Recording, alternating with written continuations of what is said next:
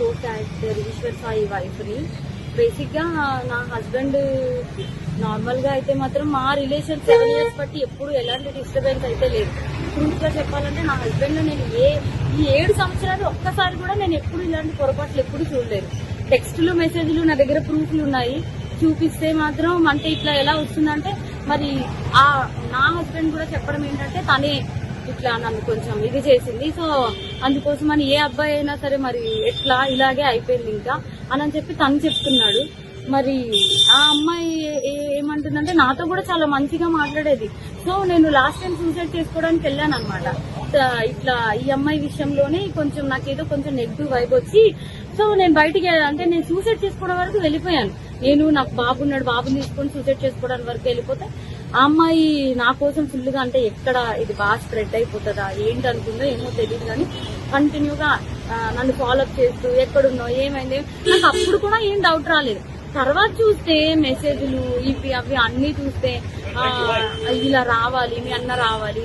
Main వాళ్ళిద్దరికి కలిపి ఒక ఆయన ఉన్నాడు, ఆయన రిత్విక్ అని చెప్పి వాళ్ళిద్దరు మీడియేటర్, అబ్బాయి పర్సనల్ అసిస్టెంట్ ఇద్దరికి. సో అసలు ఆ అబ్బాయి ఫోన్ లో ఎన్ని టెక్స్టులు ఇవన్నీ బ్యాకప్ చేసి చూస్తే అసలు చాలా ఇదిగా ఉంది. సో నేనైతే మాత్రం కోరుకునేది ఏంటంటే నా హస్బెండ్ అయితే తప్పైపోయింది, నాకు ఒక ఛాన్స్ అయితే ఎక్కువ అని చెప్పి ఆయన చెప్తున్నారు. కానీ ఆ అమ్మాయి నుండి ఎప్పుడు నేను ఏం ఫేస్ చేస్తానో తెలీదు. కానీ ఎందుకంటే ఇప్పుడు నాలాంటి అమ్మాయికి అంతమంది ఫాలోవర్స్ ఉంది, పైగా నాతో ఇంత మంచిగా ఉండి ఇంత చేసిందంటే వాళ్ళ అమ్మగారు రికార్డు కూడా ఉంది. నేను పొద్దున్న వాళ్ళ అమ్మగారికి ఫోన్ చేసి అడిగితే మా అమ్మాయి అంతే అలాగే చేస్తుంది అని చెప్పి అంటుంది. నా దగ్గర రికార్డు ఉంది. ఫోన్ స్విచ్ ఆఫ్ అయ్యేటప్పటికి నా దగ్గర ప్రూఫ్ లేకుండా ఉంది, ఆన్ చేస్తే అది కూడా ఇస్తాను.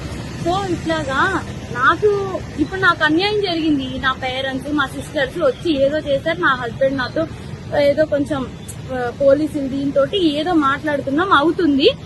ఇప్పుడు నాలాంటి అమ్మాయి ఒకవేళ వేరే ఒక అమ్మాయి ఎవరైనా దొరికింది అనుకోండి, అమ్మాయి ఇదే స్ట్రెస్ తట్టుకోలేక సూసైడ్ వరకు వెళ్తే ఎంత ప్రాబ్లం. నేను ఇది ఒక్కటే ఆలోచిస్తున్నా, ఎవరైనా సూసైడ్ వరకు వెళ్లారు అనుకోండి అప్పుడు ఎంత ప్రాబ్లం ఉంటది. అమ్మాయికి తెలుసు నాకు బాబుని కొనేటప్పుడు నేను ఎంత డిస్టర్బ్ అయ్యాను, చాలా హెల్త్ ప్రాబ్లమ్స్ ఎలా వచ్చాయి అమ్మాయికి అన్ని తెలుసు. ఒక ఆడపిల్ల అయ్యి ఇంకో ఆడపిల్లకి అంత త్వరగా ఎలా మోసం చేస్తుంది. అది కూడా నా పక్కనే ఉండి మళ్ళా ఈశ్వర్ నిన్ను మోసం చేయట్లేదు, నేను అలాగా నీకోసం ఏడుస్తూ ఇంత చేస్తూ నా హస్బెండ్ తో అసలు అది ఎట్లా ఉండగలుగుతుంది. నా హస్బెండ్ కి డ్రింకింగ్ హ్యాబిట్ కూడా లేదు, అలాంటి తను డ్రింక్ కూడా చేయించారంటే అసలు నాకైతే అర్థం కావట్లేదు. అసలు ఈ ఫోక్ ఇండస్ట్రీ అంటే నేను చాలా ఈయనకి మంచి వాళ్ళందరూ చాలా మంది మాట్లాడుతుంటే అబ్బా చాలా ఇట్లా ఉంటది అట్లా ఉంటది అనుకున్నా కానీ ఇంత అన్యాయం నా వెనక ఇలా జరుగుతుంది అని చెప్పి నేను ఎప్పుడైతే అనుకోలేదు. నెక్స్ట్ ఇదేంటంటే ఇట్లాంటి అమ్మాయిని మాత్రం అసలు ఫోక్ లోకి వీటిలోకి ఎంకరేజ్ చేయకూడదు.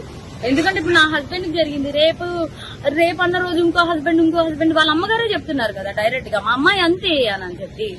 సో ఇవన్నీ కొంచెం చూసుకొని కొంచెం ఫోక్ లోకి తీసుకునేప్పుడు కూడా మనుషుల కోసం నేను మిగతా వాళ్ళని అనట్లేదు కానీ ఇట్లాంటి వాళ్ళని మాత్రం కొంచెం చూసుకోండి, కాపురాలు పోతాయి, చిన్నపిల్లల లైఫ్ పోతాయి.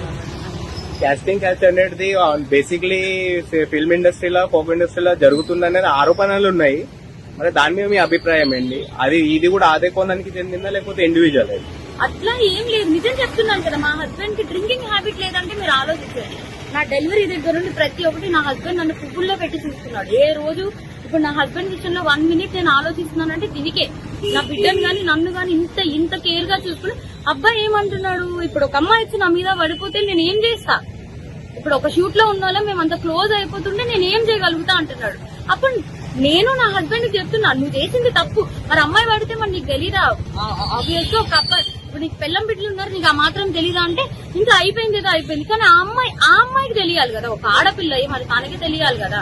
సో నాకు ఇబ్బంది ఎక్స్ట్రా కోసం అయితే తెలియదు. ఫోక్ కోసం మాట్లాడితే మాత్రం చాలా మంది మంచి వాళ్ళనైతే నేను చూస్తూనే ఉన్నాను కదా, చాలా మంది మంచిగానే ఉన్నారు. కానీ ఇలా పక్కనే ఉండి గొంతు కోసే వాళ్ళని నేను ఇప్పుడే చూసే. పైగా ఆ అమ్మాయి ఇంత సెలబ్రిటీ లాగా అన్నిట్లో డీలో వీటిల్లో వాటిల్లో ఇంత వచ్చి ఒక ఆడపిల్ల జీవితం ఒక్కసారైనా ఆలోచించాలి. పైగా తనకి బ్రేకప్ కూడా అయింది. తను నాకు చెప్పుకొని కూడా బాధపడితే నేను అన్నాను మీ బాయ్ ఫ్రెండ్ మీకు ఇట్లా చేసినప్పుడు మీరు ఎట్లా అయితే బాధపడ్డారో అట్లాగే కదా అని చెప్పి కూడా అన్నాను కూడా.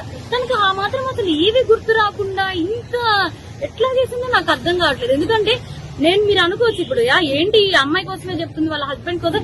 నా హస్బెండ్ 7 years బట్టి నేను కాపురం చేశాను కాబట్టి తన కోసం నాకు తెలుసు.